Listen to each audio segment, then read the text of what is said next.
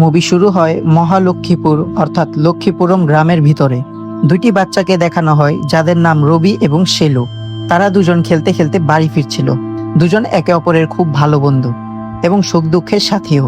যেখানে রবির মা আর এই পৃথিবীতে নেই এবং সে তার বাবার সাথে থাকে। তার বাবা একজন রূপ টাইপের মানুষ। মায়ের স্নেহ ছাড়া একটি শিশু ভালোবাসা থেকে বঞ্চিত হয়ে যায়। অন্যদিকে শেলুর মাও আর এই পৃথিবীতে নেই। তার বাবা দ্বিতীয় বিয়ে করেছে এবং সে তার নতুন স্ত্রীর সাথে অন্য গ্রামে থাকে। সেলু এখানে তার নানির সাথে থাকে। যাই হোক, এখন রবি আর সেলু গ্রামের মেলায় যায়, যেখানে তারা ছবি তোলে। রবি বলে সেলু কাজল লাগায়নি, তাই তাকে ভালো লাগছে না। তখন সেলু বলে তার কাজল শেষ হয়ে গিয়েছিল। রবি বলে সে আগেই জানতো, তাই সে রাতে মহালক্ষ্মী মন্দিরে গিয়ে দেয়ালের কালো থেকে কাজল বানিয়ে নিয়ে এসেছে। এটা শুনে সেলু খুব খুশি হয়ে যায়। সে জিজ্ঞেস করে তার ভয় লাগেনি।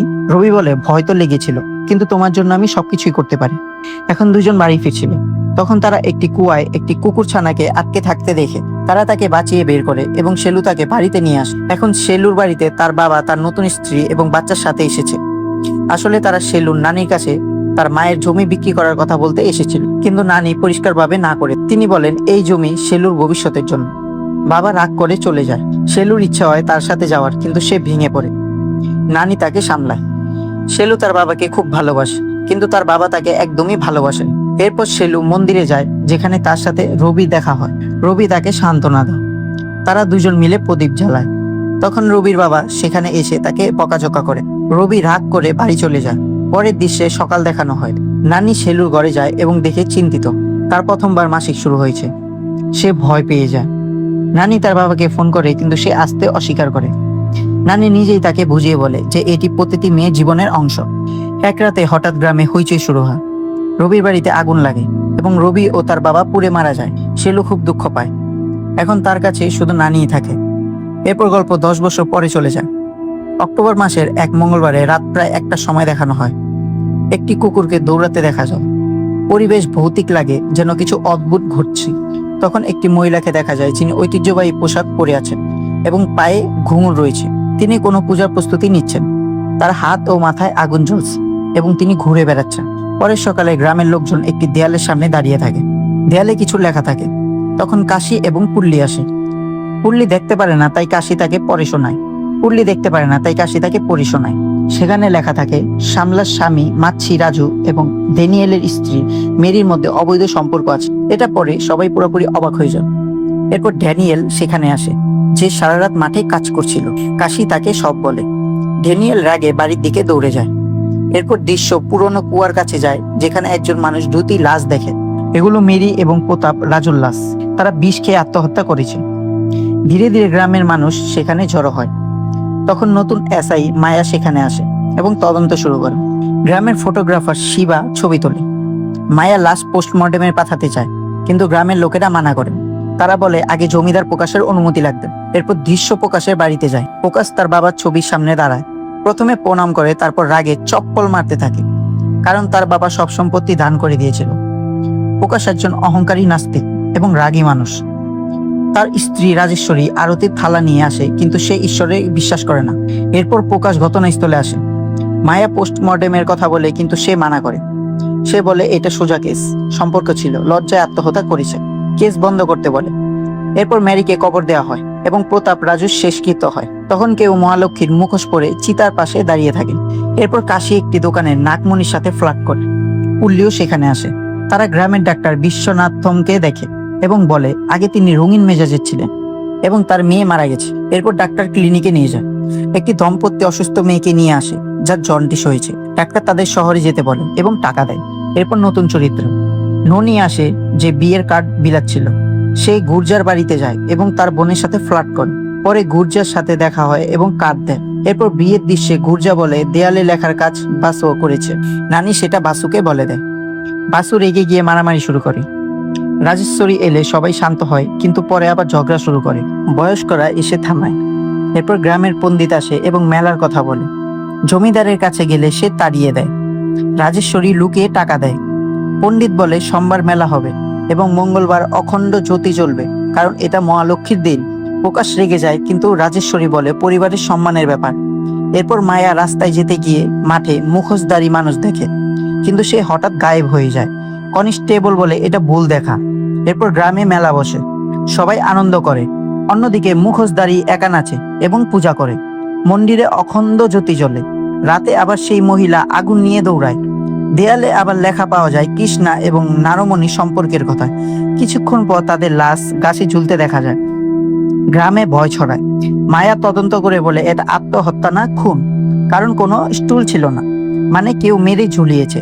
মায়া নিশ্চিত হয় গ্রামে খুনি আছে, যে সবার গোপন জানে। সে খুব চালাক, কারণ কোনো প্রমাণ রাখে না। মেরির লাশও কবর থেকে গায়েব হয়ে যায়। এরপর গ্রামে পঞ্চায়েত বসে। সবাই আলোচনা করে কি হচ্ছে। পণ্ডিত বলে সব নৃত্য মঙ্গলবার হচ্ছে এবং আগে এমন হয়েছিল, তখন বড় পূজা করে থামানো হয়েছিল, তাই আবার করতে হবে। কেউ রাজি হয়, আবার কেউ হয় না। তখন কনস্টেবল আসে, বলে মায়া সবাইকে সন্দেহ করছে। এরপর ঘোষণা হয় মঙ্গলবার কেউ বাইরে যাবে না। রাতে লোকজন দল বেঁধে লেখককে ধরতে যায়। একজনকে লিখতে দেখে ধাওয়া করে ধরে ফেলে।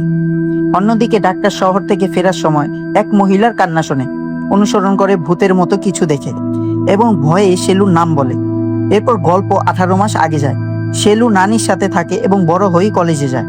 সেখানে প্রফেসর মদনের সাথে পরিচয় হয় এবং প্রেম হয়। কিন্তু মদন আগে অনেক মেয়ের সাথেই রাত কাটিয়েছে।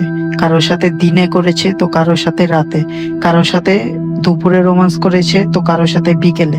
মানে সে যেন ছিল যে মেয়েদের প্রতি রোমান্সে ভরপুর। পরে জানতে পারে সে বিবাহিত এবং শেলুকে ঠকিয়েছে। শেলু ভেঙে পড়ে। বাড়ি ফিরে দেখে নানি মারা গেছে। সে একা হয়ে যায়। বাবাও তাকে গুরুত্ব দেয় না। সে ডিপ্রেশনে ভোগে। তার অদ্ভুত সমস্যা হয় এবং নিজেকে নিয়ন্ত্রণ করতে পারে না। মাঝে মাঝে কিছু মনে না রেখে অন্যদের সাথে ঘনিষ্ঠ হয়ে যায়। এতে সে ভেতরে থেকে ভেঙে পড়ে। পরে ফ্যাক্টরিতে কাজ নিয়ে কিন্তু গ্রামের লোকেরা বদনাম করে। মালিক তার বন্ধুদের পাঠালে সে অস্বীকার করে এবং তাকে মিথ্যা চুরির অভিযানে বের করে দেয়। শেলু আত্মহত্যার চেষ্টা করে, কিন্তু সে পারে না, নিজেকে আঘাত করে। গ্রামের লোকেরা তাকে খারাপ মেয়ে বলে। অবস্থা খারাপ হয়। তাকে জমিদারের কাছে নিয়ে গেলে সে গ্রাম থেকে বের করে দেয়। তাকে পাথর ছুঁড়ে তাড়ানো হয়। পরে খবর আসে সে কুয়ার ঝাঁপ দিয়ে আত্মহত্যা করেছে। এরপর বর্তমান সময়ে ফিরে আসে। মেয়েটি যার সাথে সম্পর্ক ছিল সে রাত ফাঁকি দিয়ে তার রুমে ঢুকে এবং একটি শিকলের সাহায্যে তাকে মারতে থাকে এবং মারতে মারতে সে তার সাথে অনেক ম্যাচ খেলে এবং তার সাথে অফুরন্ত সম্পর্ক করতে থাকে এবং ইন্টিমেট হতে থাকে এবং মেয়েটি ডিপ্রেশনে কান্না করতে থাকে। সবাই আসল অপরাধী খুঁজতে বের হয়। জানা যায় আগুন নিয়ে দৌড়ানো মহিলা পণ্ডিতের স্ত্রী। সে রীতির জন্য করে। এরপর বাইরের দেয়ালে লেখার ফাঁদ পেতে সবাইকে বাইরে আনা হয়। তখন মায়া ডাক্তার বিশ্বনাথমকে হাতে নাতে ধরে। সে বুঝে এই সব তার কাজ, কারণ নেশার ওষুধ তার কাছেই থাকে। তাকে ধরতে গেলে সে ইঞ্জেকশন দিয়ে অজ্ঞান করে। পরে জ্ঞান ফিরলে মায়া সত্য জিজ্ঞেস করে। ডাক্তার বলে সব শেলুর জন্য করেছে। সে বলে শেলু খারাপ মেয়ে ছিল না, সে একটি রোগে ভুগছিল যার নাম হাইপার সেক্সুয়াল ডিসঅর্ডার। এতে বারবার শারীরিক ইচ্ছা হয় এবং নিয়ন্ত্রণ থাকে না। পরে অপরাধ বোধ হয়, একাকিত্ব ও ট্রমা থেকে যায়। ডাক্তার তাকে নিজের মেয়ের মতো দেখত এবং চিকিৎসা করছিল। অন্যদিকে বাসু মাঠে গিয়ে মুখোশধারীর সাথে লড়ে এবং মারা যায়। তখন জানা যায় সে রবি বেঁচে ছিল। ছোটবেলায় তার বাবা শেলুর সাথে খারাপ কিছু করতে গেলে রবি তাকে মেরে আগুন লাগায়। তার মুখও পুড়ে যায়। সে মুখোশ পরে বেঁচে থাকে এবং শেলুকে রক্ষা করত। ডাক্তার তাকে শেলুর সাথে মিলিয়েছিল। রবি তাকে ভালোবাসত এবং বিয়ে করতে চাইত, কিন্তু গ্রামবাসী শেলুকে মেরে ফেলে। সত্য প্রকাশ পায়, শেলু আত্মহত্যা করেনি, তাকে 6 জন মিলে মেরেছে। প্রতাপ, রাজু, মেরি, নাগমণি, কৃষ্ণা, বাসু এবং রাজেশ্বরী বাসুর সাথে সম্পর্ক ছিল এবং শেলু দেখে ফেলায় তারা তাকে সরিয়ে দেয়। প্রকাশ সত্য জেনে রাজেশ্বরীকে মেরে ফেলে, কিন্তু বলে দেবীর জন্য বলি দিয়েছে, কারণ সে মানুষের বিশ্বাস ভাঙতে চায় না। রবি শেলুর জন্য কুয়ায় ঝাঁপ দিয়ে আত্মহত্যা করে। পরের দিন গ্রামবাসী রাজেশ্বরী পূজা করে। মায়া সব জানে কিন্তু চুপ থাকে। শেষে জানা যায় পল্লী অন্ধ ছিল না, সে সব দেখছিল এবং ডাক্তার রবিকে সত্য বলেছিল। এভাবে মঙ্গলবার মুভিটি শেষ হয়। তো বন্ধুরা, মুভিটি আপনাদের কেমন লাগলো? আমার কিন্তু এই এক্সপ্লেনেশনটি খুবই ভালো লেগেছে।